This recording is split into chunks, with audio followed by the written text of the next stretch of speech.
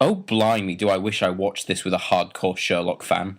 A few weeks ago they all put on their tinfoil hats and picked up a roll of red string, insisting loudly that Appletree Yard will turn into a secret fourth episode of Sherlock. Oh my god, just imagining their faces is making me want to go to my local church and perform an act most Catholic higher-ups will be displeased with because it was with a person who was both a woman and of age.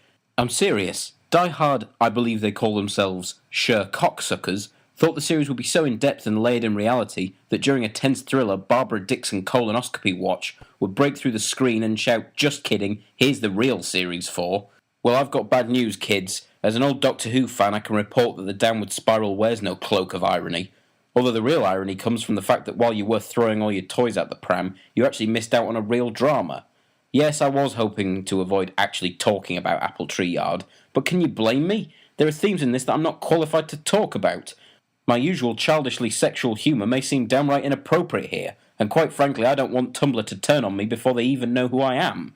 Okay, a married woman starts having an illicit and secret affair with a mysterious man. Things get all, "Ooh, Mr. Darcy, here, really? In the church? Okay. Down this alley? I guess so. In the toilet? If you insist, as long as that isn't a euphemism." Things take a dramatic and unpleasant turn when a different man, shall we say, chucks something up her that wasn't welcome. I wonder if this is the point where Sherlock fans realised they were barking up the wrong Appletree Yard.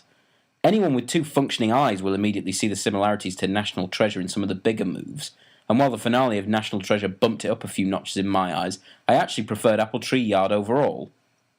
Sorry about that, I had to stop the recording to yawn loudly. Fucking hell, what is this? A review I made in 2014 that inexplicably did a lot better than this one will, leaving a large number of people with the wrong impression about this channel?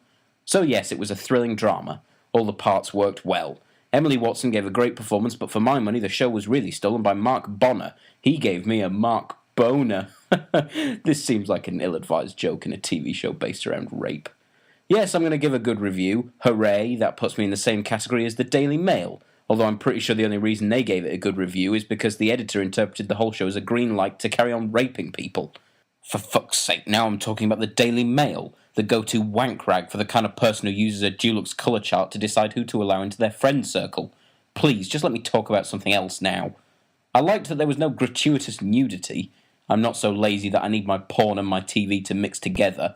It adds a nice sense to the balance, although I can already hear a whimpering voice complaining that their precious Sherlock wasn't full of straight culture. This is another real complaint I saw, by the way. Presumably this person thinks that Watson had his kid by shoving his finger in Mary's ear and singing "In the Navy." There isn't much negative to say about it. The character development is a bit mishandled in places, but it certainly gets the job done. It isn't quite Happy Valley levels, but it certainly has a go. It's another one of those strange shows where if I say I enjoyed it, I sound like a strange freak who dresses in black, puts on pale makeup, and goes down to a cemetery to masturbate. So I guess enjoy isn't the right word. Interested? Moved? Aroused? No, bad time, not now. So obviously you should watch this. Maybe not with grandma or on your birthday or at a primary school, but at some point watch it.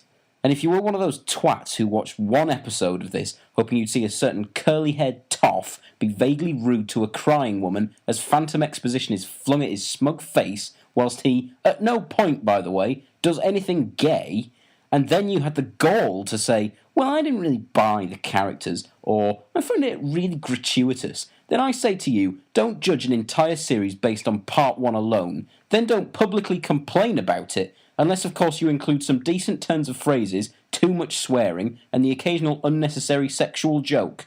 Oh, and also if you have an incredibly sexy British accent.